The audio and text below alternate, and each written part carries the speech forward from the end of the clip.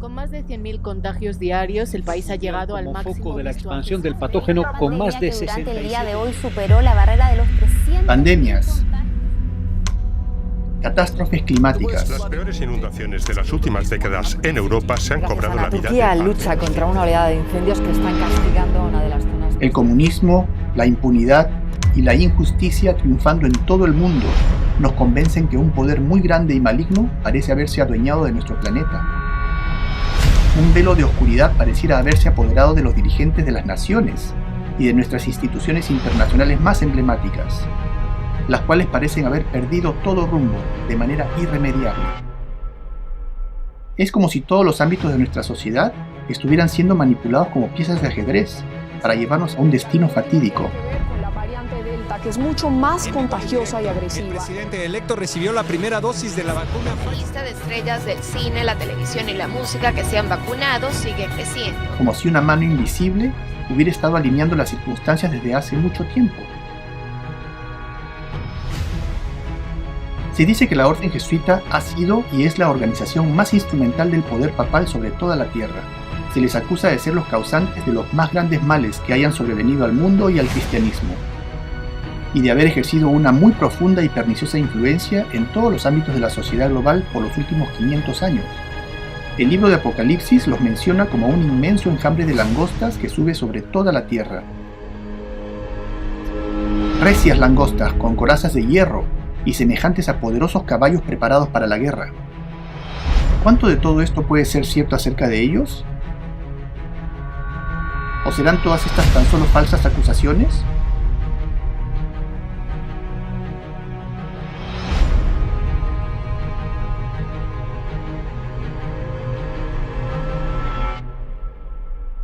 Bienvenidos al primer capítulo de nuestra serie El engaño de iniquidad.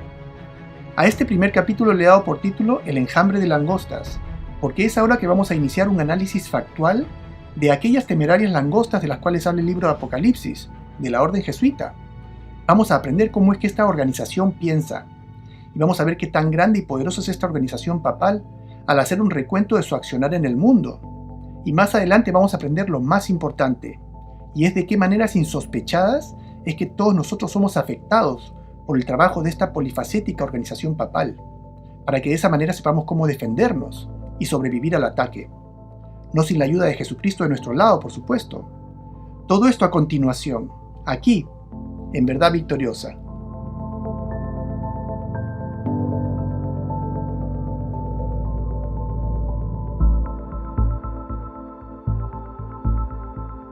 Estimado amigo, si esta es la primera vez que ves uno de mis videos, mi nombre es Gonzalo Barrantes y este canal se llama Verdad Victoriosa.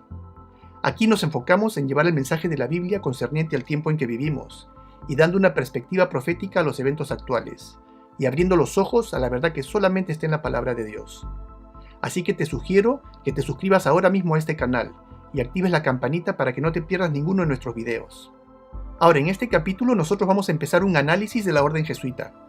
Y para hacerlo nos vamos a valer de un libro muy interesante, del cual no solamente vamos a aprender acerca de las circunstancias mediante las cuales fue creada esta organización, sino también vamos a aprender acerca de cómo es que esta orden militar trabaja. Además vamos a aprender acerca de su relación con el papado, al cual sirve. Este libro apareció en francés en el año 1772 y fue escrito por el jesuita francés Jean-Joseph Marie Amiot. Sí, este señor con atuendo y apariencia oriental es un jesuita francés, quien vivió toda su vida en China, y era el astrónomo del emperador de China. Y luego este libro fue traducido al inglés, pero no fue hasta el año 1905. El libro del cual estoy hablando se llama El arte de la guerra, el cual supuestamente fue originalmente escrito por un general, estratega militar y filósofo de la China antigua, llamado Sun Tzu, y quien habría vivido tentativamente entre los años 722 y 481 a.C. Sin embargo, nadie nunca ha podido presentar ningún tipo de prueba de que este general Sun Tzu haya existido, y en el presente es considerado por muchos un personaje ficticio. Y es muy significativo que este libro haya sido escrito en el año 1772, y según el propio jesuita Malaquías Martín, en su libro titulado The Jesuits, o los jesuitas, en la página 490 da a entender que cuando un jesuita escribe un libro, en esencia, es el general jesuita quien ordena su creación. Bueno, este libro comienza contándonos una historia muy interesante acerca del general Sun Tzu.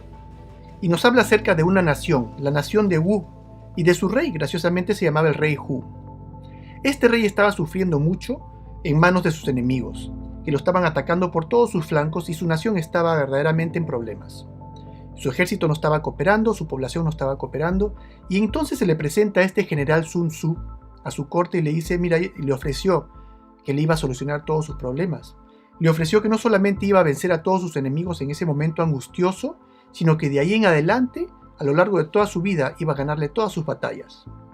Y el rey no le creía, porque verdaderamente la situación del rey y del reino era muy complicada. Entonces le dijo, mira, si tú dices que puedes hacer eso, muéstralo, te voy a dar todo mi harem de concubinas para que tú las conviertas en un día, en 24 horas, en un ejército perfecto. Entonces el general Sun Tzu aceptó transformar a estas concubinas, a un grupo de muchachas engreídas, en un ejército perfecto en 24 horas, bajo una condición. Y le dijo, quiero tener autoridad absoluta sobre ellas. Él le dijo, no tengo ningún problema con eso. Y se retiró y lo dejó, te dejó trabajar. Entonces Sun Tzu comenzó su trabajo y lo primero que hizo fue separar al grupo grande de concubinas, me imagino, como les digo, unas 100 concubinas, bajo el mando de las 2 esposas principales del rey, ¿no? Entonces 50 bajo el mando de una esposa, 50 bajo el mando de otra esposa. Y sus reglas y sus comandos eran muy sencillos. Él le dijo, miren, esto no va a ser complicado, simplemente necesito obediencia. Ustedes tienen que, al primer golpe del tambor, todas al unísono tienen que doblar a la derecha. Al segundo golpe de tambor, todas tienen que doblar a la izquierda. Y al tercer golpe de tambor, tienen que todas doblar hacia mí, hacia el frente. Obviamente les dijo, yo no voy a darle ninguna orden directa a las concubinas, sino yo le doy las órdenes a las esposas y la esposa transmite a las concubinas. Les explicó con mucha paciencia. Y las concubinas, pues, no lo tomaban en serio, ¿no? Les explicó una y otra vez, ¿no? Golpeaba el tambor una vez y cada una se volteaba hacia el lado que quería, algunas porque no lo habían entendido bien, algunas porque lo hacían de broma, algunas por molestar, ¿no? Y una y otra vez seguía él explicándoles, y una y otra vez seguían todas ellas no haciéndoles caso, y las esposas igual. Entonces él, después de explicar una y otra vez con toda la paciencia del mundo, sin levantar la voz, sin exasperarse, llega un momento en que les dice, a ver, vamos a intentarlo una vez más. Sin embargo, antes les quiero preguntar y me quiero que me respondan claramente. A las esposas y a las concubinas, ¿han entendido lo que les estoy pidiendo? Y todas, por supuesto que han entendido, decían, ¿no? Han entendido que yo al primer tambor quiero que volteen todas al unísono a la derecha, que al segundo tambor todas a la izquierda. ¿Han entendido? Y todas, sí hemos entendido. Muy bien. Entonces, si ustedes han entendido, ahora nos toca que ejecuten lo que yo les estoy pidiendo. Otra vez, intentémoslo. A las esposas y a las concubinas. Primer tambor. Nadie hizo caso. Segundo tambor, misma historia. Pareciera que simplemente no tenían la menor intención de cooperar. Entonces él dijo, bueno, llamó a las 2 esposas al frente y les dijo, lo que ustedes acaban de hacer se llama insubordinación. Y la pena en corte militar por la insubordinación es la muerte. Entonces él se disponía a ejecutarlas, pero sin embargo los siervos del rey fueron corriendo ante el rey a decirle, Sun Tzu se ha vuelto loco, quiere matar a tus esposas. Y el rey vino corriendo y le dijo, pero ¿qué estás haciendo? Esto es una práctica y tú me estás dando una demostración, tú no tienes que pasar hasta el extremo de querer matar a mis esposas. Y él le dijo, mira, tu asunto es serio y yo estoy hablando en serio. Y también yo te pedí autoridad absoluta sobre tus concubinas y tus esposas. Y ellas han cometido insubordinación y la pena de insubordinación es la muerte. Entonces él procedió inmediatamente y las ejecutó con su espada. Acto seguido, se dirige directamente a las concubinas y les dice, vamos a intentarlo de nuevo. Entonces él agarra el tambor, golpea el tambor, una vez. Pregunto, ¿qué piensan ustedes que ocurrió? El ejército más disciplinado y monolítico que se pueden imaginar. Todas a la derecha, petrificadas por supuesto, congeladas de terror, pero hicieron caso. Pum a la izquierda, pum al frente. Un ejército perfecto. Sin embargo, el rey estaba devastado. Él ya no quería saber nada de Sun Tzu. Le dijo: bien, probaste tu punto, retírate. Has acabado con mis 2 esposas principales, estoy devastado. No quiero saber nada de ti. Sin embargo, los problemas del rey no se acabaron. Seguía en los problemas, perdiendo sus fronteras, perdiendo bajo los enemigos que tenía. Estaba todavía en ese problema grave. Y se vio obligado, pasado unos pocos días, a llamar de nuevo a Sun Tzu. Y le pregunta a Sun Tzu: ¿puedes trabajar conmigo? Sun Tzu le dijo: acá estoy. ¿Las mismas condiciones? Y Sun Tzu le responde: las mismas condiciones. Autoridad absoluta.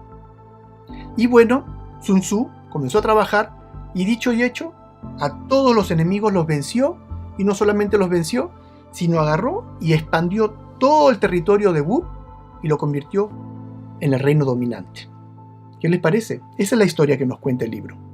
Ahora, este libro fue escrito por un jesuita, y es probable que estemos frente al manual de estrategia del general de la orden jesuita, porque existe un sorprendente parecido entre las circunstancias que rodean la historia de Sun Tzu y la historia del papado, donde el rey de Wu, en este acrónimo, es por supuesto el Papa, quien venía perdiendo una tras otra sus provincias o a las naciones europeas en manos de sus enemigos, las emergentes iglesias protestantes. Y el protestantismo no estaba tan solo invadiendo la mentalidad del catolicismo, sino que además varios reinos se estaban separando del papado. Inglaterra se separó por completo. La Iglesia Católica estaba prohibida de poner un pie en Inglaterra, bajo pena de muerte. Alemania los expulsó, Holanda los expulsó, los checos los expulsaron. ¿Y quién es Sun Tzu en esta trama?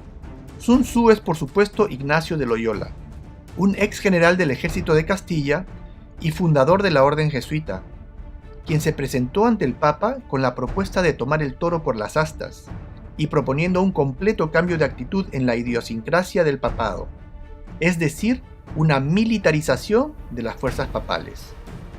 ¿Y a quiénes representan las decenas de concubinas y aquellas 2 esposas tan amadas por el rey de Wu que Sun Tzu decapitó? Las concubinas representan a toda la jerarquía del poder papal.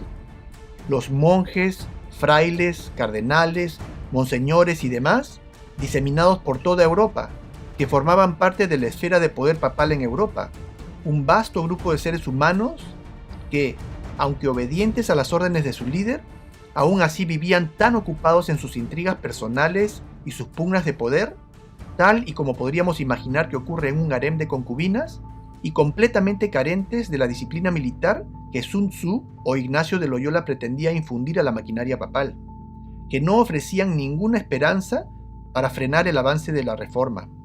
Ahora, como dije, este libro fue escrito en el año 1772, casi 250 años después de la creación de la orden jesuita. Entonces lo que esta historia nos cuenta es que transformar a esta horda de concubinas papales o a estos miles y miles de súbditos de Roma fue un evento traumático para las huestes católicas y que conllevó el uso de la violencia, representado por la decapitación de estas 2 esposas principales del rey de Wu. ¿Y quiénes serán estas esposas preferidas del papado que la orden jesuita decapitó? Estas son la orden dominicana y la orden franciscana, las 2 principales órdenes religiosas del papado, las cuales estaban a cargo de la Inquisición. Mas apenas la orden jesuita fue instaurada, convirtió como una prioridad el despojar sangrientamente a estas 2 órdenes de toda autoridad, llevando a la muerte a decenas de sus integrantes y reemplazando a sus líderes por líderes jesuitas, lo cual está representado en la trama del libro como la decapitación de aquellas 2 esposas. Echemos entonces un vistazo y veamos si podemos hacer alguna correlación entre lo que vamos a leer en este libro y lo que la historia nos cuenta acerca de estos señores. Por supuesto no vamos a leer todo, solo vamos a resaltar algunos puntos. El planeamiento. Toda estrategia de guerra se basa en el engaño. Esta es la premisa de apertura del tratado. Toda estrategia de guerra se basa en el engaño. Interesante, podremos creer que una supuesta orden religiosa cristiana, la cual uno debería lógicamente suponer que tendría como propósito principal el diseminar el Evangelio de Cristo, usaría como principal arma el engaño, la misma arma de Satanás, al que la Biblia llama mentiroso y engañador. ¿Qué nos dice la historia? En el capítulo anterior pudimos leer cómo estos dos famosos padres de la patria de los Estados Unidos de América, John Adams y Thomas Jefferson, compartían su asombro y disgusto al ser testigos de la penetración jesuita en tierras norteamericanas, bajo lo que ellos llamaron tantos disfraces como tan solo un rey de los gitanos podría asumir. ¿Recuerdan? Y quien usa un disfraz lo que busca es engañar, ¿no? Claro que sí. Luego dice, ahora, el general que gana una batalla hace muchos cálculos en su templo antes de librar la batalla. Pregunta, ¿un noble general de un ejército, digamos, del ejército de los Estados Unidos de América, planea sus estrategias en un templo o las planea en un cuartel o en un fuerte? Pero este general es diferente. Él planea en un templo. Este no es solo un general, sino también es un hombre que habita en un templo. Interesante. Un general que habita en un templo y que planea estrategias, todas ellas basadas en el engaño. Aunque decir que los jesuitas han convertido al engaño en una ciencia, o lo que ellos llamarían un arte, no es una acusación infundada. ¿Ustedes saben lo que yo tengo aquí? Este libro se llama El Tratado de Equivocación. Su autor, Henry Garnet, general jesuita de Inglaterra, el cual inventó una técnica muy astuta para mentir de manera que no pueda ser detectado. Y aunque esta técnica data de fines del siglo XVI, ha probado ser tan efectiva que al ser empleada con pericia, aún en el presente permite pasar la prueba del polígrafo. ¿Qué les parece? Y esta técnica constituye parte de la educación y entrenamiento básico jesuita. ¿Entonces la orden jesuita utiliza el engaño? Mejor que nadie, diría yo. Ahora, para conocer a la orden jesuita, más que valernos de nuestra propia percepción, debemos escuchar las palabras de quienes los conocieron más que nosotros, simples mortales. Escuchemos a algunos hombres de eminencia de la historia hablar de lo que sabían de esta orden, hombres que se encontraron cara a cara con el accionar jesuita.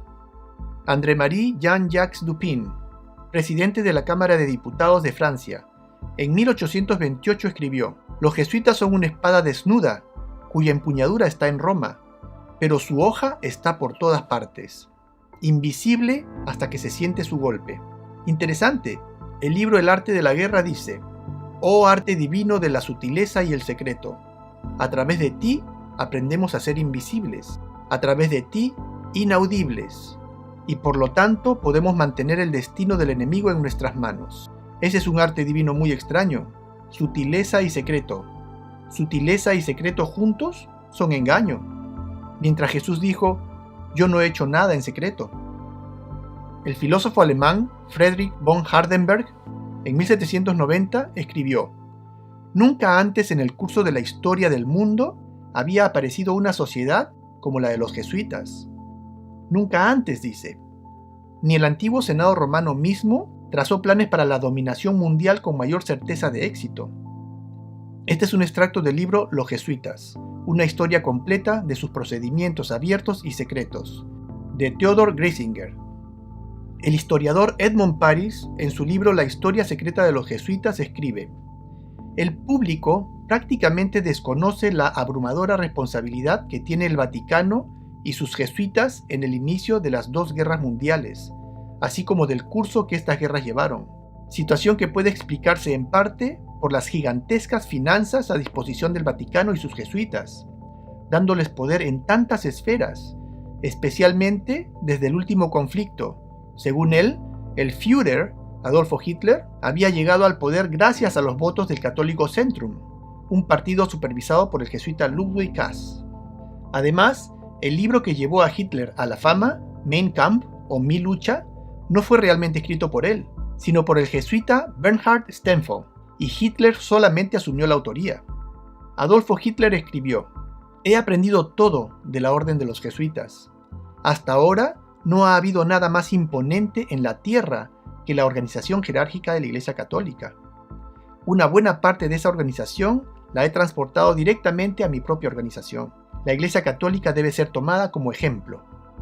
En su libro Behind the Dictators o Detrás de los Dictadores, Leo Lehmann, un ex sacerdote católico quien tuvo la oportunidad de conocer a fondo el proceder jesuita tras haber servido por varios años como negociador en asuntos legales para el Vaticano, a raíz de lo cual decidiera abandonar a la Iglesia Católica y migrar a la Iglesia Protestante. Él nos presenta un análisis factual, donde establece con extraordinaria claridad la estrecha relación entre Adolfo Hitler y su partido nazi, el fascismo y al Partido Nacionalista del Generalísimo Francisco Franco de España y la Iglesia Católica, a través de la Orden Jesuita. En su libro titulado Vietnam, ¿por qué fuimos?, el historiador Abro Manhattan reporta con singular detalle la historia del rol de la Orden Jesuita en el inicio de la Guerra de Vietnam. En este libro menciona: ningún evento o circunstancia política puede evaluarse sin el conocimiento de la participación del papado en él. Y no existe una situación mundial significativa en la que el Vaticano no juegue un papel importante, explícito o implícito. Eric Phelps, autor y creador del movimiento en busca de la verdad de los Estados Unidos de América, escribe: en el siglo XX, los jesuitas han realizado su inquisición bajo el nombre del nazismo, fascismo, comunismo y ahora terrorismo islámico, con sus inquisidores Adolfo Hitler, Francisco Franco, Joseph Stalin y hoy Osama Bin Laden. Es muy interesante este concepto. Lo que está diciendo Eric Phelps es que el papado es el causante de virtualmente todos los conflictos internacionales, los cuales provoca y maneja con el objetivo principal de acabar con la Iglesia protestante.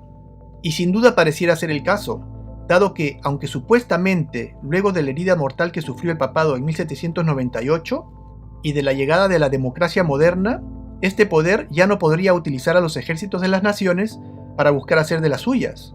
Sin embargo, a través de la infiltración jesuita en las esferas de poder de las naciones protestantes, lograron enrumbarlas a los conflictos que todos conocemos.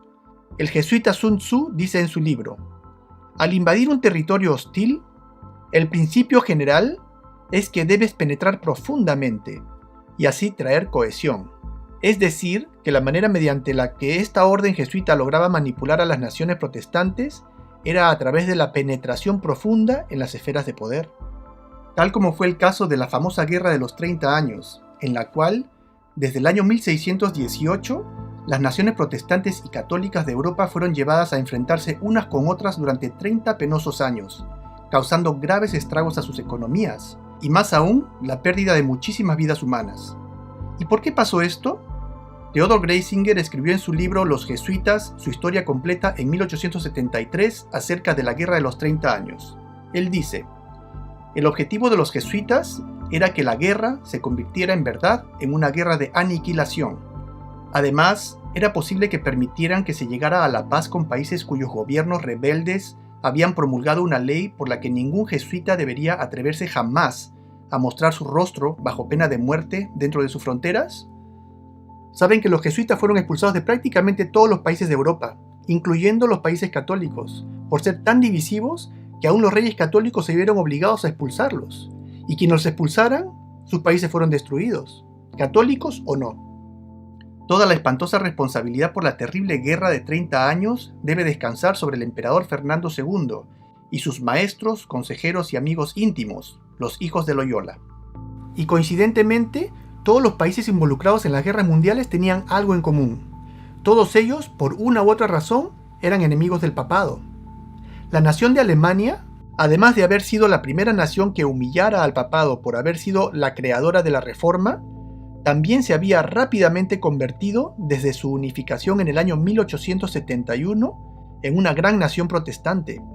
Inglaterra, además de ser también una poderosa nación protestante, llevaba una larga historia de enemistad con el papado, y hasta cometió la osadía de producir para el mundo la más fiel traducción de la Biblia hasta el día de hoy, la Biblia King James. Francia, la que una vez fuese hija predilecta del poder papal, pasó a convertirse en la nación que, bajo las órdenes de Napoleón Bonaparte, decidiera marchar a Roma y derrocar al mismísimo papado en 1798, como pudimos ver, causándole la herida mortal de la cual habla Apocalipsis 13:3.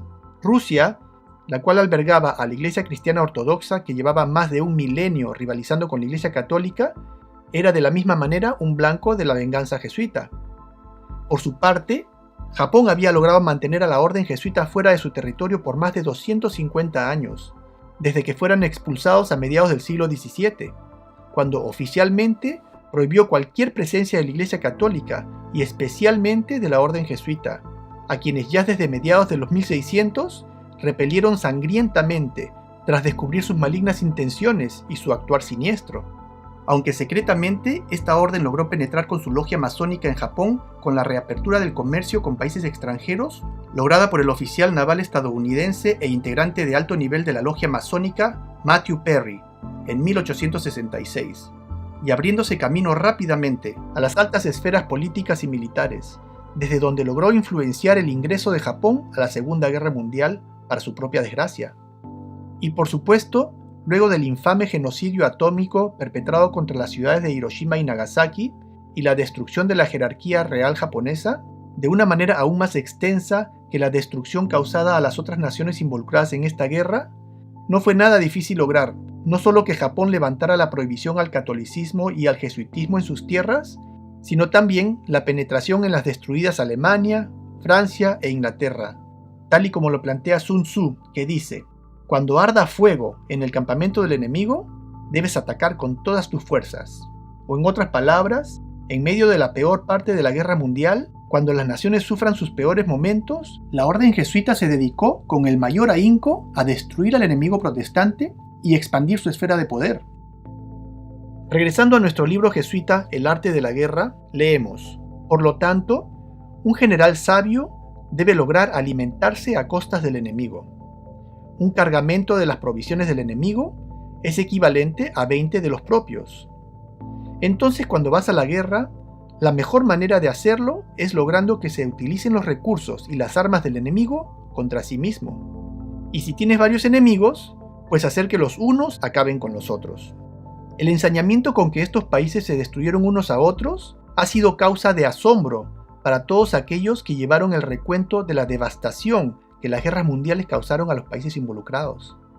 La increíble imprecisión de los bombardeos aéreos, supuestamente dirigidos a objetivos militares, son considerados por muchos historiadores en el presente como actos deliberados que buscaron más que nada la destrucción más extensa posible del sector civil, es decir, de la población protestante. Aunque curiosamente, ni la Italia papal, quien era aliada de Alemania en la guerra, ni España o Portugal o el resto de países sin población protestante significativa sufrieron prácticamente daño alguno. En el capítulo 7 del libro de Daniel, al referirse a la cuarta bestia, la cual en el capítulo 1 de este estudio pudimos identificar como Roma, se le presenta como un poder político religioso que devora y desmenuza o destruye a las demás naciones, y que más allá de destruirlas, luego las holla con sus pies o las pisotea, y más adelante también dice que este poder a toda la tierra devora, trilla y despedaza. Es decir, que destruye a todo el mundo. Una profecía fascinante. Y la lista de personajes públicos de alto perfil que tuvieron similares declaraciones acerca de la orden jesuita es tal, y la cantidad de libros escritos con las más graves atrocidades imaginables que han sido denunciadas es tan, pero tan grande, que tomaría todo un estudio aparte y varias horas de exposición. Sin embargo, solo estoy queriendo que en el mínimo tiempo posible nos esforcemos por comprender la magnitud del ataque papal al mundo, la seriedad del asunto, porque así de intenso es también el ataque espiritual, de lo cual, cuando hablemos en el próximo capítulo, es importante que comprendamos que este ataque es perpetrado por la misma fuente jesuita, y por lo tanto, con las mismas armas de engaño y maldad extrema. Regresando al libro El arte de la guerra, el jesuita escribe: por lo tanto, las victorias del general no le dan ni una reputación de sabiduría, ni un crédito por su coraje. Aquí tenemos otra revelación. Pregunto yo, si el general de un ejército gana una batalla, ¿no es aclamado? ¿Quién no conoce al general Montgomery, por ejemplo? ¿O a Napoleón Bonaparte? ¿O a los grandes generales de las guerras de la historia? Pero este general no recibe crédito por su astucia o su coraje. Este es un general anónimo, escondido detrás de cámaras, detrás de un velo de engaño, moviendo los hilos. En el año 1720, Michelangelo Tamburini, entonces general de los jesuitas, le dijo al duque de Brancas: «Mire, mi señor, desde esta sala gobierno no solo París, sino China. No solo China, sino el mundo entero, sin que nadie sepa cómo lo hago. Por la boca muere el pez», dicen. Y es así como la orden jesuita dio a luz a la logia masónica, un complejo conglomerado de sociedades secretas entrometidas en todos los ámbitos de la sociedad y las esferas de poder, desde la Gran Orden de los Caballeros de Malta, la Orden de la Cruz Roja, y llegando hasta los estratos más bajos, repletos de grados y jerarquías. Y al conocer el significado de sus indumentarias, podremos caer en cuenta que aquellos atuendos tan vistosos, que para muchos de nosotros no son más que ropa de alcurnia, tienen una razón muy específica de ser, y que no existe prácticamente ningún hombre o mujer de renombre mundial que no sea parte de estas sociedades secretas, y directa o indirectamente súbditos de Roma. Federico II o Federico el Grande de Prusia hizo revivir los altos grados y las constituciones masónicas del antiguo rito, y él mismo redactó los estatutos en 18 artículos bajo la guía de la orden jesuita. Enciclopedia de la Logia Masónica. Albert Mackey mismo lo dice. Muy interesante. Y ahora leamos esto. Esta es una fuente increíble. Este libro escrito por nada menos que la ocultista Elena Blavatsky, la autora de la Doctrina Secreta. Ella dice que las sociedades secretas son todas creación de los hijos de Loyola. La Logia de Escocia y todas las demás. Todas las sociedades secretas son trabajadas bajo las instrucciones del general de los jesuitas. ¿Qué les parece? Entonces, ¿quién controla a los masones? Los jesuitas. No hay duda al respecto. Hemos confirmado la inducción del caballero templario masón en el consejo de dicha orden de caballeros, y confiando que siempre se humillará a sí mismo como para conducir a la gloria de IHS. IHS son las iniciales del emblema jesuita, del Dios más santo y todopoderoso, y para el honor de su marca lo recomendamos. Este es un ritual masón, el cual es completamente jesuita. Aquí vemos un templo masón en Oklahoma, y este es un emblema IHS en su vitral. Este es un templo de la logia masónica. ¿Qué haría el símbolo de la orden jesuita ahí? Todavía hay ancianos, hombres y mujeres por todo el país, que le dirán que si rastrea la masonería a través de todas sus órdenes hasta llegar a la cima, a la cabeza de la orden masónica en el mundo, descubrirás que aquel temible individuo y el general de la Sociedad de Jesús son la misma persona. James Patron, historiador norteamericano, entre muchos otros que coinciden con él. Entonces podemos esperar ver personas que no se presentan como jesuitas liderando en posiciones de poder, ¿cierto? Y es exactamente lo que vemos que siempre ha sido el caso, donde las personas comúnmente identificadas con las decisiones políticas y militares importantes, obviamente nunca son jesuitas, sino aquellos hombres que, perteneciendo a la logia masónica u otras diversas sociedades secretas que la orden jesuita controla, constituían el brazo laico de esta organización. Hombres del pasado como George Washington, Simón Bolívar, José de San Martín, Winston Churchill, Adolfo Hitler, hombres que tomaban decisiones que sus superiores les dictaban, y aunque en muchos casos seguramente convencidos de estar en lo correcto, aunque sin embargo completamente ciegos de los verdaderos propósitos detrás de ellas, tal como lo explica nuestro libro El arte de la guerra, donde el jesuita dice: que tus planes sean oscuros e impenetrables como la noche. Es tarea del general el ser silencioso, y así garantizar el secreto en posición vertical y justa, y así mantener el orden. Él debe lograr desconcertar a sus oficiales y hombres con informes y apariencias falsas, y así mantenerlos en total ignorancia. En otras palabras, ¿un jesuita subalterno necesariamente conoce el plan completo? No. De hecho, según dice, él es alimentado con desinformación con la finalidad de no conocer el completo panorama o el propósito real de sus acciones. Pero sean cuales fueran las órdenes que recibe, cuando el tambor suena una vez, ¿qué es lo que hace? Voltear a la derecha y al instante. Y no puede entender la situación, pero eso no importa, hará su parte. Y si un jesuita subalterno no conoce el propósito real de sus directivas, pues mucho menos aquellos hombres a los cuales pone al frente para realizar dichas órdenes, ¿no? Por supuesto. En el libro de Timoteo 3:13 describe esta situación diciendo: mas los malos hombres y los engañadores irán de mal en peor, engañando y siendo engañados.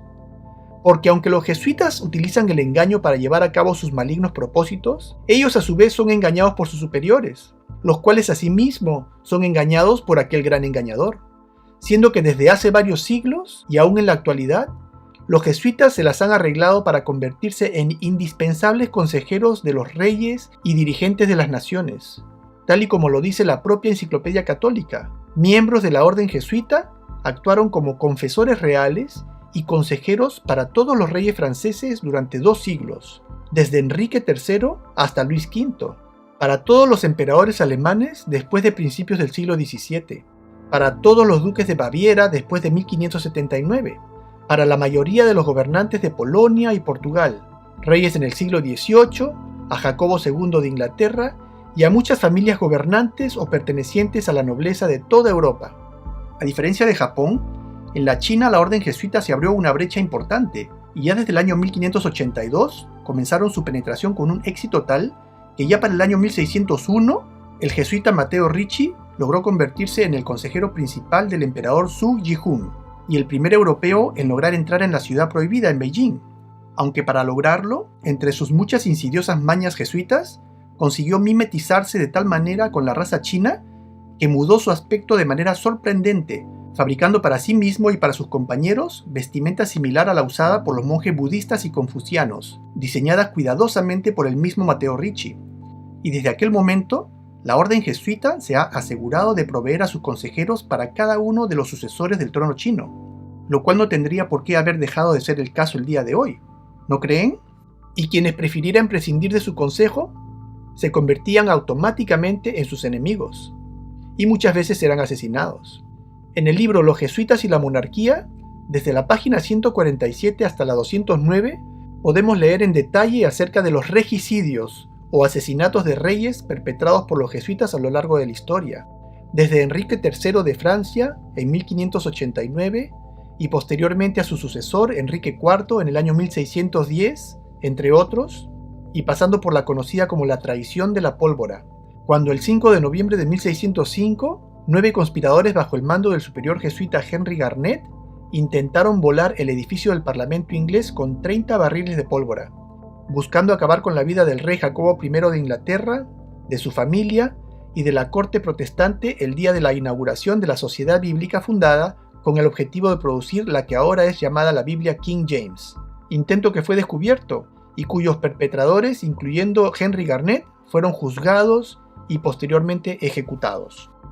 Además del asesinato del zar Alexander II de Rusia, con una bomba de nitroglicerina el 13 de marzo de 1881, por nombrar algunos.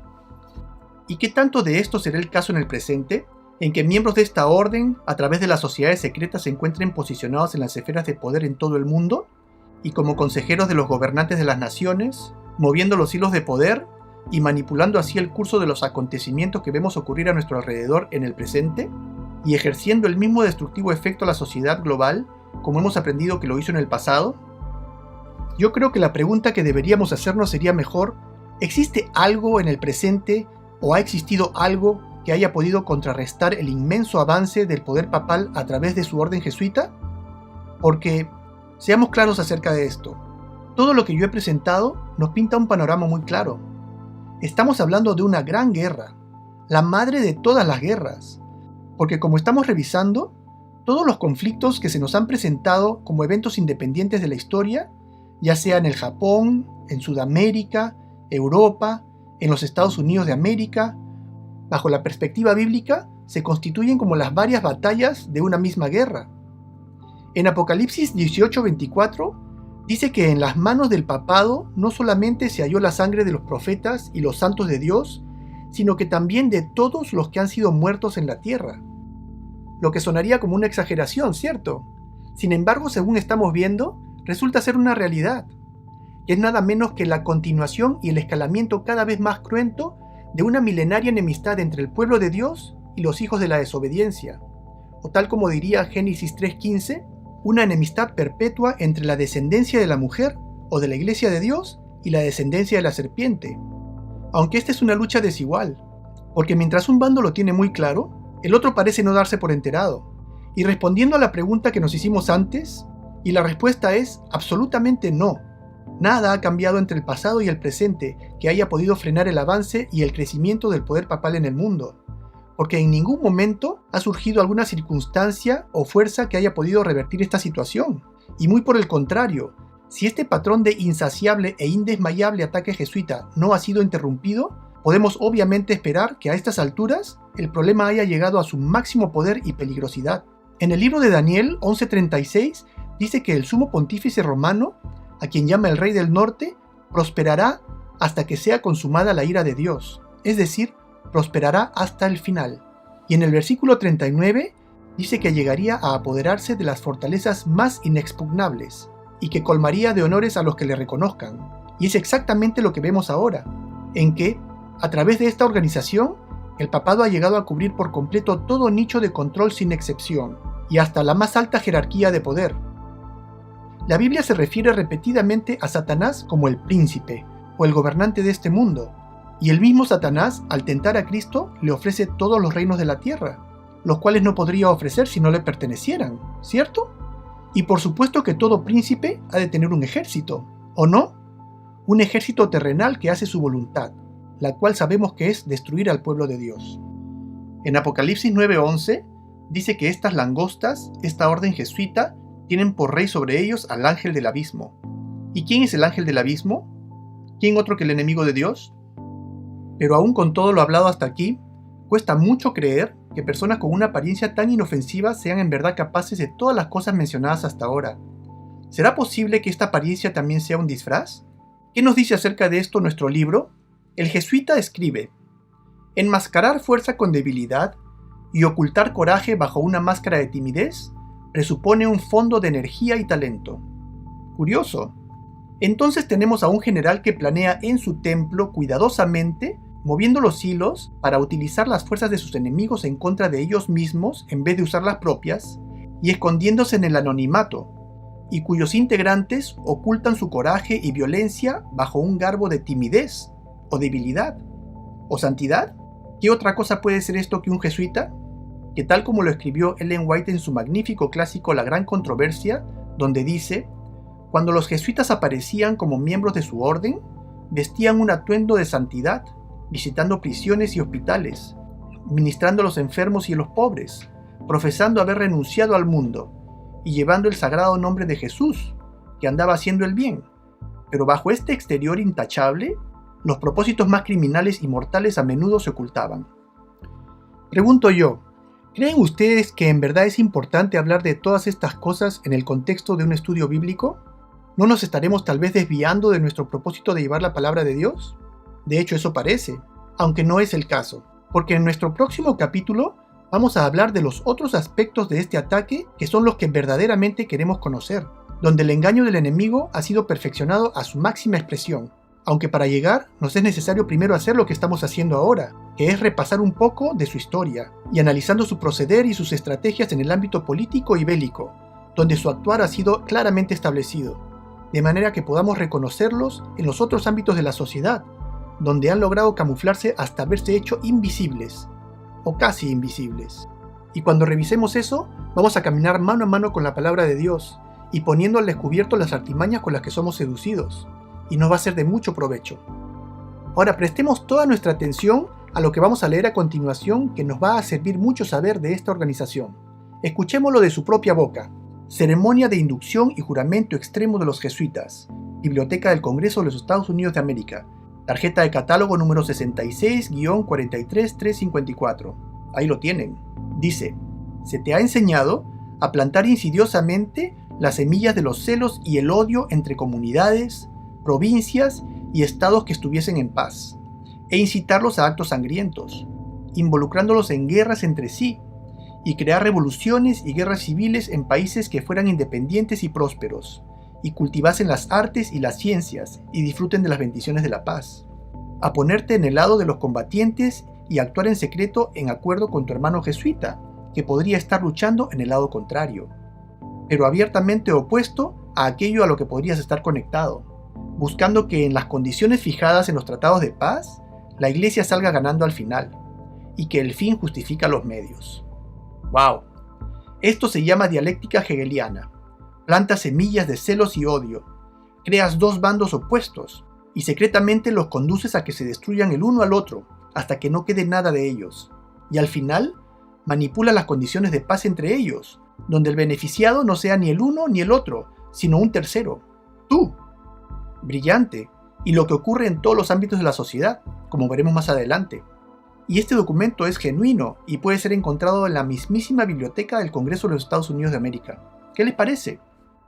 El jesuita Sun Tzu dijo: el control de una gran fuerza es el mismo principio que el control de unos pocos hombres. Es simplemente una cuestión de dividir sus números, o en pocas palabras, divide y reinarás. Y esta es precisamente la estrategia que vemos que la orden jesuita ha usado para lograr dominar a todo el mundo. Regresando al libro de Daniel 11:39, dice que el rey del norte, refiriéndose al papado, dividiría la tierra para ganar. Y cuando se refiere a dividir, no pensemos solamente en división entre las naciones, sino en división como un principio más general, como un medio para causar el debilitamiento de todo aquello que sufre tal división. Así como Jesús nos dice en Mateo 12:25, que todo reino dividido contra sí mismo es asolado, y toda ciudad o casa dividida contra sí misma no permanecerá, porque crear división es una estrategia muy útil del enemigo, ya sea división entre las naciones, así como las familias, división o fragmentación en la sociedad, en el cristianismo, entre padres e hijos, entre razas, entre la población y la autoridad, una mentalidad de rebeldía y división. Y como dije antes, a estas alturas el daño ya está hecho, y lamentablemente ya no hay nada que nos separe del desastre final al que nos estamos precipitando, como un tren descarrilándose a toda velocidad. Y esta maniobra de manipulación de masas llamada dialéctica hegeliana es mucho más de lo que nadie pueda imaginarse. Es una arma poderosísima y uno de los instrumentos preferidos usados por las fuerzas papales jesuitas desde hace varios siglos, no solo en asuntos políticos y bélicos, sino además en ámbitos completamente insospechados, y la que ha llegado a perfeccionar a niveles increíbles en el presente, y cuyo efecto se puede ver reflejado en esta sociedad completamente fragmentada y confundida más allá de cualquier intento de solución en la cual vivimos hoy. Y de esto vamos a hablar con más detalle en nuestro próximo capítulo. Y vamos a descubrir que, tal como dice la palabra de Dios, nuestra lucha no es contra sangre y carne, sino contra principados, contra potestades, contra los gobernadores de las tinieblas en este siglo, contra huestes espirituales de maldad en las regiones celestes, porque este gran engaño en el cual se encuentra sumida toda la tierra no es tan solo el resultado del esfuerzo de seres humanos, sino que es obra de un intelecto superior. Es un trabajo sobrenatural perpetrado por el diablo, quien, como dice la palabra, ha descargado toda su artillería en estos tiempos finales con gran ira, sabiendo que tiene poco tiempo. Ahora nos toca hablar del siguiente punto de nuestro tema. Hablamos hace unos minutos acerca de cómo las guerras mundiales fueron especialmente destructivas para las naciones protestantes. Aunque de todas las involucradas, no mencionamos a la más importante de todas, los Estados Unidos de América, la nación protestante sobre la cual el papado tenía puesta toda su atención desde mucho antes de su fundación. Pregunto yo, ¿Satanás conoce la Biblia? Claro que sí, la conoce mucho mejor que el mejor de los reformadores. Y si John Wesley pudo deducir, en base al versículo de Apocalipsis 13:11, que la segunda bestia surgiría inmediatamente después del cumplimiento de los 1260 años de la primera bestia, es decir, alrededor del año 1798, ¿podremos creer que Satanás tenía también este conocimiento? Claro que sí, y más aún especialmente porque ya había un indicio muy firme acerca de quién sería esta segunda bestia, porque como está escrito, esta segunda bestia surgiría de la tierra, y siendo que, tal como lo dice Apocalipsis 12:16, precisamente fue la tierra la que abrió su boca y acogió a la mujer, o a la iglesia de Dios, tragando a las aguas, o naciones que el dragón lanzó contra ella en Europa.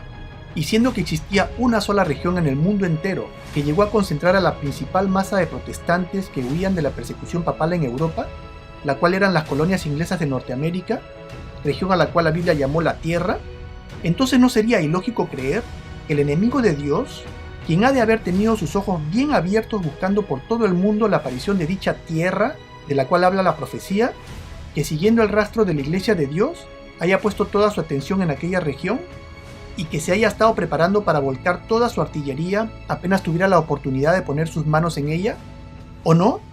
Y fue así como, una vez identificada la tierra de la cual hablaba la palabra de Dios, que el papado y sus jesuitas pusieron en marcha un plan para su invasión y su destrucción. En su libro, nuestro amigo jesuita Sun Tzu dijo: Quien quiera que esté primero en el campo y espere la llegada del enemigo, estará fresco para la pelea. Entonces debe ser el primero en el campo. Si quieres lograr que el sistema de gobierno del enemigo secretamente trabaje a tu servicio, conviene llegar al campo enemigo primero, porque como leímos antes, un cargamento de provisiones del enemigo es equivalente a 20 de los propios. ¿Recuerdan? Sigue diciendo, quien quiera que esté segundo en el campo y tenga que apresurarse para luchar, llegará exhausto. Por lo tanto, el combatiente inteligente impone su voluntad al enemigo y no permite que se le imponga la voluntad del enemigo. Por lo tanto, ese general es hábil en el ataque cuyo oponente no sabe qué defender, y es hábil en la defensa cuyo oponente no sabe qué atacar. Fascinante. Entonces, según esto, la orden jesuita tendría que haber llegado a Norteamérica desde antes de su fundación. Y así fue, siendo que la orden jesuita puso pie en tierras norteamericanas ya desde el año 1634, tan solo 14 años después que los primeros colonos llegaran en el Mayflower, siendo el primero en arribar el jesuita Andrew White, quien fundara la colonia de la provincia de Maryland. Y desde ese punto en adelante, la orden jesuita continuaría su propia colonización de Norteamérica desde las sombras, y hasta llegar al punto en que la misma orden jesuita, a través de su logia masónica, llegara a ser la gestora de su independencia de Inglaterra en el año 1776. Requisito indispensable, ya que las 13 colonias eran inglesas, e Inglaterra no quería saber nada del papado ni mucho menos de la orden jesuita. ¿Y cómo lograron los jesuitas la independencia? En primer paso, la orden jesuita, temida por todos los reformadores, planeó y fingió su propia exterminación y expulsión de todos los países europeos, comenzando por la nación de Portugal en el año 1759, y hasta llegar a su supresión por parte del papado en el año 1773, lo cual causó el efecto esperado, dado que animó a los protestantes norteamericanos a pensar en prescindir de la protección de la madre patria y buscar su independencia de Inglaterra. Sin embargo, el tiempo demostraría que esta falsa exterminación del jesuitismo fue nada menos que una estrategia de la cual también habla Sun Tzu cuando dice: entonces, por lo tanto, cuando eres capaz de atacar, debes parecer incapaz. Cuando usamos nuestras fuerzas, debemos parecer inactivos. Cuando estamos cerca, debemos hacer que el enemigo crea que estamos lejos. Este libro, en vez de llamarse El arte de la guerra, debería llamarse Las armas de la maldad, ¿no creen?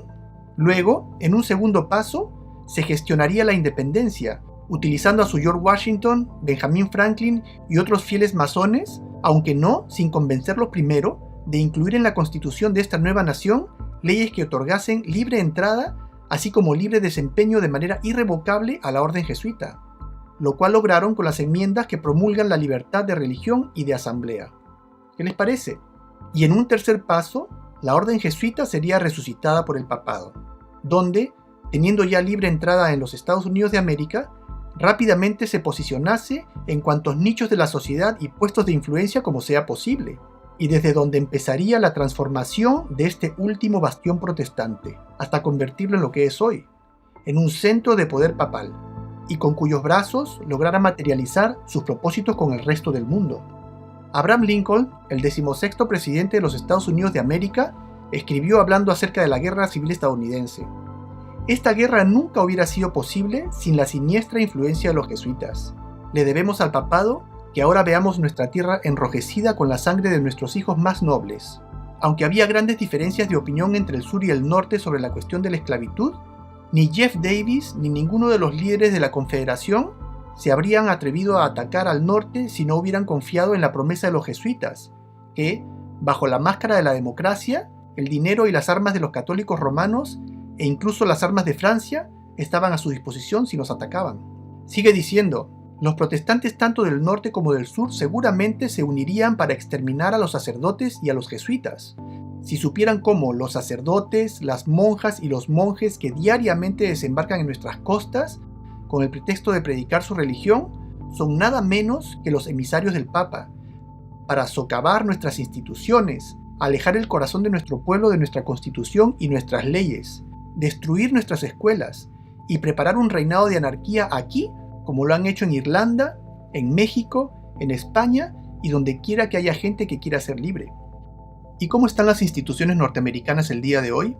¿Y el respeto de sus autoridades a la Constitución? ¿Y sus escuelas? ¿Hay anarquía en los Estados Unidos de América? Palabras proféticas, ¿ah? En una carta a su amigo, el reverendo Charles Chiniquy, Lincoln le escribe: «Estoy tan contento de encontrarme con usted de nuevo. Usted ve que sus amigos, los jesuitas, aún no me han matado, pero seguramente lo habrían hecho cuando pasé por su ciudad más devota, Baltimore, si no hubiera derrotado sus planes, pasando de incógnito unas horas antes de la que me esperaban. Casi todos los días detectamos nuevos planes de asesinato, acompañados de circunstancias tan salvajes que me recuerdan a la masacre de San Bartolomé y el complot de la pólvora. Sentimos en nuestra investigación que provienen de los mismos maestros en el arte del asesinato, los jesuitas». Sigue diciendo: «Ya se han hecho tantos complots contra mi vida que es un verdadero milagro que todos hayan fracasado, cuando consideramos que la gran mayoría de ellos estaban en manos de hábiles asesinos católicos romanos, evidentemente entrenados por los jesuitas. Y hasta que lo lograron». En este libro titulado Responsabilidad de Roma en el asesinato de Abraham Lincoln, escrito por Thomas Harris, se relata en detalle acerca de la conspiración jesuita que acabó con la vida de este ilustre héroe norteamericano. Ahora, este libro no fue escrito por un historiador, ni por un periodista, sino por el brigadier general Thomas M. Harris, quien fue miembro de la comisión militar que investigó este atentado, y quien también presidió el juicio contra los 9 conspiradores acusados de asesinar al presidente Abraham Lincoln. En esta foto podemos ver a 4 de los conspiradores siendo colgados tras haber sido condenados a muerte. Otros 3 conspiradores fueron sentenciados a cadena perpetua. Uno fue condenado a 6 años de prisión, y el 9º, John Surratt, logró escapar de la justicia. En esta foto podemos verlo mientras se escondía bajo la protección del Papa cerca de Roma, como miembro de la infantería papal formada por el Papa Pío IX, dedicada a defender los estados papales. En este libro, Thomas Harris escribe: «A pesar del triunfo de la justicia en el juicio militar, la influencia de Roma corría profundamente en el gobierno de los Estados Unidos de América.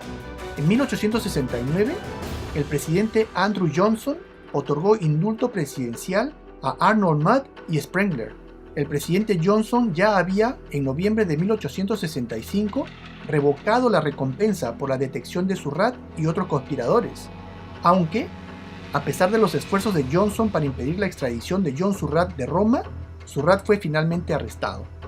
Sin embargo, de manera inverosímil y a pesar de esta evidencia oficial y del hecho de que este suceso forma parte inalienable de la historia norteamericana, cualquiera que busque algún documental acerca de este suceso se encuentra con mentiras y falsas tramas, y documentales del History Channel o del Smithsonian Channel y demás medios de prestigio flagrantemente omiten la intervención papal en el crimen, y nos enajenan de la verdad, convirtiendo este hecho histórico en una novela de misterio sin ningún trasfondo político, y atribuyendo el crimen a tan solo uno de los conspiradores, a John Wilkes Booth, y haciéndolo ver como el producto de razones personales. De la misma manera, el primer presidente católico de los Estados Unidos de América, John F. Kennedy, al caer en cuenta de la gigantesca amenaza que la orden jesuita significaba para su país y el mundo entero, no vio otra salida que la de denunciar a esta organización, denuncia que hizo pública en el discurso que diera en el Wars of Astoria, en abril 27 de 1961, donde habla de la orden jesuita como aquellos que se han constituido a sí mismos como enemigos nuestros, y quienes, dice, están avanzando alrededor de todo el mundo, mencionando también que aunque ninguna guerra ha sido declarada, ni fronteras han sido cruzadas por tropas marchantes, o se haya disparado misiles, que el peligro nunca ha sido más claro y su presencia nunca ha sido más inminente, y continúa dando una espléndida descripción del actuar de la orden jesuita según hemos aprendido a conocerla. Dijo: «Porque nos enfrentamos en todo el mundo, entendamos lo que dice, nos enfrentamos en todo el mundo a una conspiración monolítica y despiadada que se basa principalmente en medios encubiertos para expandir su esfera de influencia, en la infiltración en lugar de la invasión, en la subversión en lugar de elecciones, en la intimidación en lugar de libre decisión, en sicarios por la noche en vez de ejércitos por el día. Es un sistema», atención a las palabras elocuentemente escogidas por Kennedy, dice que es un sistema que ha reclutado vastos recursos humanos y materiales en la construcción de una red estrechamente unida y altamente eficiente que combina operaciones militares, diplomáticas, de inteligencia económicas, científicas y políticas. Continúa diciendo, sus preparaciones son ocultas, dice, no publicadas. Sus errores son enterrados, no mostrados. Sus disidentes son silenciados. Sus logros no son elogiados. Interesante. ¿Se les recuerda algo? Exactamente el proceder jesuita. No se cuestiona ningún gasto, no se propaga ningún rumor, no se revela ningún secreto. Y además, dice que esta organización de conspiradores conduce ambos lados de la Guerra Fría, tal como leímos que dice el juramento jesuita, manejando ambos lados de un conflicto que en principio ellos mismos originaron. Sigue diciendo, conduce ambos lados de la Guerra Fría, en definitiva, con una disciplina de tiempos de guerra que ninguna democracia jamás esperaría o podría igualar. Es decir, que esta red de conspiradores, como él mismo la llama, conduce ambos bandos de la Guerra Fría. ¿A quién podrían recordarnos estos conspiradores? Claro que sí. Pareciera que nuestro amigo John Kennedy era uno de esos locos que hasta hoy hablan de teorías de conspiración, ¿cierto? Sin embargo, él debe de haber sabido bien de lo que estaba hablando. Al fin y al cabo, era el presidente de los Estados Unidos de América. ¿Qué piensan ustedes? En mi opinión, esta denuncia fue la que le costó la vida. Y al igual que en el caso del asesinato del presidente Lincoln, aunque claramente fue establecido que Kennedy recibió 3 impactos de bala provenientes de 3 direcciones distintas, aún así, todos nosotros somos alimentados con las mismas mentiras acerca de un hombre desequilibrado llamado Lee Harvey Oswald, quien decidió llevar a cabo el atentado por sus propias razones personales. Patético. Gilbert du Motier, mejor conocido como el Marqués de Lafayette, quien peleara en favor de los Estados Unidos de América en la Guerra de Independencia, en el año 1824 dijo: en mi opinión, si se destruyen las libertades de este país, los Estados Unidos de América, será por la sutileza de los sacerdotes jesuitas católicos romanos, ya que son los enemigos más astutos y peligrosos de la libertad civil y religiosa, y quienes instigaron la mayoría de las guerras en Europa. Esto lo encontramos en el libro Americanismo versus Romanismo, de James Chapman. Interesante ver cómo este hombre de guerra, mientras expresa su opinión bastante desfavorable de la orden jesuita y su preocupación acerca de cómo esta orden constituía una amenaza al futuro de los Estados Unidos de América, y más aún, conociendo cómo estos hombres fueron los instigadores de la mayoría de las guerras en Europa, como dice, aún así fue incapaz de darse cuenta cómo él mismo era manipulado para convertirse en instrumento jesuita en la guerra de independencia de los Estados Unidos de América. Increíble, ¿no? Samuel Morse, el inventor del telégrafo y de la clave Morse, en el año 1846, escribió este libro titulado Conspiración extranjera contra las libertades de los Estados Unidos. En él escribe: ellos son los jesuitas. Esta sociedad de hombres, después de ejercer su tiranía durante más de 200 años, se volvió tan formidable para el mundo, amenazando con la subversión total de todo orden. Son una sociedad secreta, una especie de orden masónica, con rasgos añadidos de repugnante odiosidad, y 1000 veces más peligrosos. No son simplemente sacerdotes o de un credo religioso. Son comerciantes, abogados, editores y hombres de cualquier profesión, que no tienen placa exterior por la cual ser reconocidos, y están atrincherados en toda la sociedad. Oh arte divino de la sutileza y el secreto, dice el jesuita. A través de ti aprendemos a ser invisibles, a través de ti inaudibles, y por lo tanto podemos mantener el destino de nuestros enemigos en nuestras manos. ¿Recuerdan? Orestes Augustus Bronson, predicador católico, intelectual y activista de Nueva Inglaterra, en el año 1856 escribió: sin duda es la intención del Papa poseer América. En esta intención es ayudado por los jesuitas y por todos los prelados y sacerdotes católicos. Si la Iglesia católica se vuelve predominante aquí, todos los protestantes serán exterminados. Esto lo encontramos en el libro titulado 50 años en la Iglesia Católica, de Charles Chiniquy. El ex jesuita Roberto Rivera escribe: los miembros de la sociedad se dividen en 4 clases: los profesos, los coadyuvantes, los seculares y los novicios. También hay una 5ª clase secreta, conocida solamente por el general y unos pocos fieles jesuitas, que quizás más que ninguna otra contribuye al temido y misterioso poder de la orden. Está compuesto por laicos de todos los rangos, desde el ministro hasta el humilde lustrazapatos. Estos están afiliados a la sociedad, pero no obligados por ningún voto. Son personas que se harán útiles, actúan como los espías de la orden y sirven, a menudo sin saberlo, como herramientas y cómplices en crímenes oscuros y misteriosos. En el capítulo 6 de nuestro estudio pudimos identificar a la orden jesuita como aquellas langostas que surgieron con el toque de la quinta trompeta, aunque el libro de Apocalipsis no es el único lugar donde las mencionan.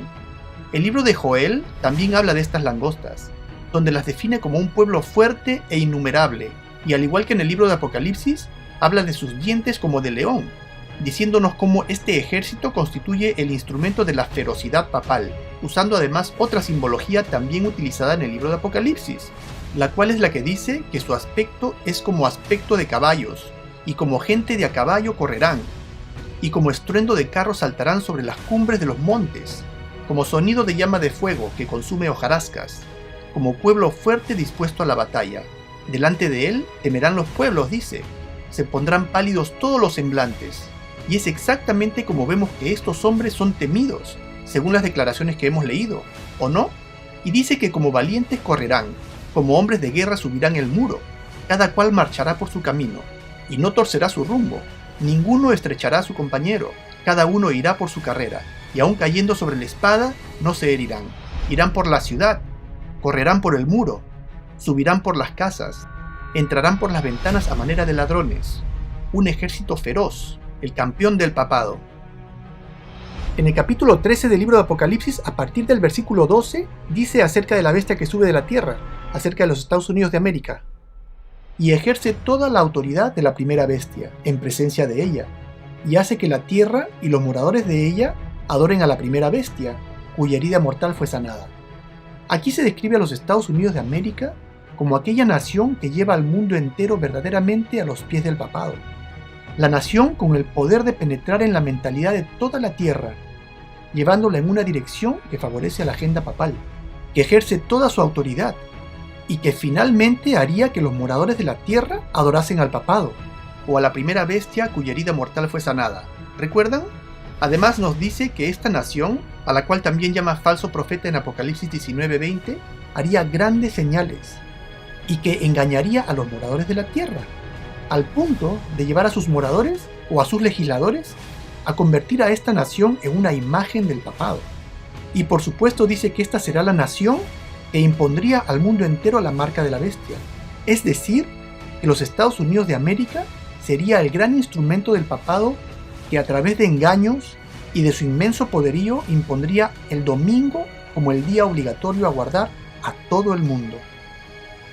Y de ser este el caso, entonces ahora nos tocaría analizar el actuar de los Estados Unidos de América. Y esta es la nación que se ha robado el protagonismo mundial por los últimos 100 años, vendiéndose como la gran nación gestora de justicia del planeta, y mostrando sus cuernos como de cordero. Sin embargo, ahora nos toca descubrir aquel lenguaje de dragón, aquella doctrina satánica que enmascara detrás de su apariencia, y levantar el velo de engaño que oscurece a toda la tierra. El jesuita Sun Tzu escribe: por lo tanto, ese general es hábil en el ataque, cuyo oponente no sabe qué defender, y es hábil en la defensa, cuyo oponente no sabe qué atacar. Y ese ha sido el caso hasta ahora, donde todo cristiano combate su lucha espiritual, en muchos casos ignorando por dónde está recibiendo el ataque del enemigo de Dios. Aunque ese no va a ser el caso con nosotros, cuando descubramos en el siguiente capítulo de este estudio las maneras y las armas espirituales con que somos atacados, y aprendamos exactamente cómo defendernos. A mí me costó un poco hacer este capítulo porque imaginé a algunas personas, algunos de ustedes, pensando ¿en qué me puede ayudar a mí en mi vida cristiana a aprender estas cosas? Y ciertamente esto que hemos aprendido el día de hoy en sí mismo no nos ayuda en nada. Sin embargo, me he separado estos 2 minutos para aclarar que lo que estamos aprendiendo hoy es parte de una línea de estudio, donde es necesario que comprendamos primero la magnitud del involucramiento del papado a través de sus fuerzas jesuitas en los asuntos más importantes que han afectado a la sociedad global, como las guerras mundiales y los asuntos bélicos de los cuales hemos revisado, las independencias de los países, y que existe un trasfondo, una intención distinta a lo que nosotros siempre hemos estado acostumbrados a ver.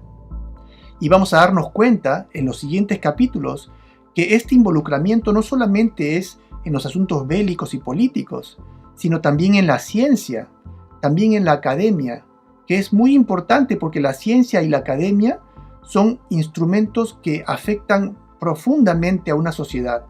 Y también en la industria, también en la farmacéutica, como vamos a ver en el futuro, en los siguientes capítulos.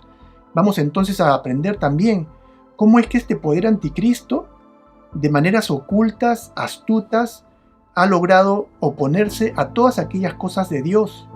Se ha opuesto a la creación con las teorías que conocemos el día de hoy, como la teoría de la evolución, por ejemplo, las cuales me imagino que muchos debemos pensar como yo mismo en el pasado, que tienen mucha lógica, que la tienen. Sin embargo, ¿son ciertas?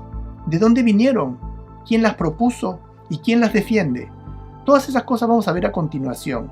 Sin embargo, como repito, nos fue importante comprender que las fuerzas papales no son pequeñas, no son limitadas, son poderosas y que verdaderamente son profundamente instrumentales en todos los ámbitos de la sociedad global, lo cual vamos a corroborar en nuestro próximo capítulo. Entonces concluiremos este capítulo enumerando lo que hemos aprendido de las estrategias de ataque del enemigo de la Iglesia de Dios, características que vamos a llevarnos al siguiente capítulo, las cuales nos van a servir para ayudarnos a abrir los ojos. Estas son: el engaño es la principal estrategia. Número 2. El enemigo trabaja escondido, con sutileza y secreto, y es invisible e inaudible, aunque mortífero y muy destructivo. Número 3. Penetra profundamente al territorio enemigo, es decir, que infiltra las naciones e instituciones y las destruye desde adentro. Número 4. Crea conflictos y aprovecha los momentos de mayor crisis para llevar a cabo sus mayores ataques. Número 5. Se posiciona en ambas partes de un conflicto y dirige el desarrollo de la disputa y su desenlace para su propio beneficio. Número 6. Trabaja en el anonimato y busca que otras personas se lleven el crédito o la culpa de sus acciones. Número 7. La obediencia absoluta es la clave de su éxito. Los integrantes de esta fuerza no conocen los verdaderos propósitos de sus acciones y son mantenidos en total ignorancia. Solo el general jesuita conoce las verdaderas motivaciones. Número 8. Enmascara cuidadosamente su actuar violento con una apariencia de pasividad y timidez o santidad. Número 9. Utiliza la estrategia de dividir a sus enemigos y luego hacer que se destruyan unos a otros. Número 10. Esta característica es muy importante. Una estrategia importante que usa la orden jesuita es buscar llegar primero al campo de batalla. Y cuando hablamos del campo de batalla, por supuesto nos podemos referir a cualquier campo en el cual esta organización decide atacar, sea en la ciencia, sea en la política o en cualquier otro campo, porque quienes llegan primero son los que imponen las reglas del juego. Ya veremos más acerca de esta importantísima situación. Número 11 dice que un ataque es exitoso cuando el enemigo no sabe qué defender. Es decir, que los ataques de este enemigo son imperceptibles. Y número 12, sus dominios están encubiertos, ocultos bajo nombres y personas no relacionados abiertamente con ellos. Ahora vamos a dejar este capítulo hasta acá y vamos a pasar al siguiente capítulo en el cual vamos a analizar a las sociedades secretas. Y también vamos a enfocarnos un poco en los Estados Unidos de América, que es la bestia que sube de la tierra. Es una nación muy importante porque los Estados Unidos tiene un efecto poderosísimo en el planeta entero y es de aquí, de este país, de los Estados Unidos de América, de donde sale el engaño que ha puesto un velo de oscuridad sobre el mundo entero. Vamos a hablar de este engaño. Vamos a hablar de cómo es que este país, cómo es que los mecanismos de este engaño funcionan, y es cuando realmente llegamos al punto del estudio que es muy importante para nosotros, porque en la práctica nos va a ayudar a poder evitar este ataque de seducción, porque es un ataque de seducción. Vamos a descubrir aquellas cosas que parecen lindas, que parecen buenas, pero que son armas del enemigo. Vamos a ver eso. Sin embargo, antes de pasar a este próximo capítulo, voy a hacer un capítulo intermedio en donde vamos a analizar los eventos actuales, todas aquellas cosas que están dándose en este mundo el día de hoy, en este año, en el 2021. Son nuevas leyes, el comportamiento de las naciones, qué es lo que está pasando en este mundo con referencia a la marca de la bestia, en la perspectiva profética. Vamos a enterarnos que Nada se está quedando estático, todo está avanzando a una gran velocidad y tenemos que estar al tanto para que no nos agarre de sorpresa. Bueno, les agradezco mucho por su atención y nos vemos en el próximo capítulo. Bendiciones.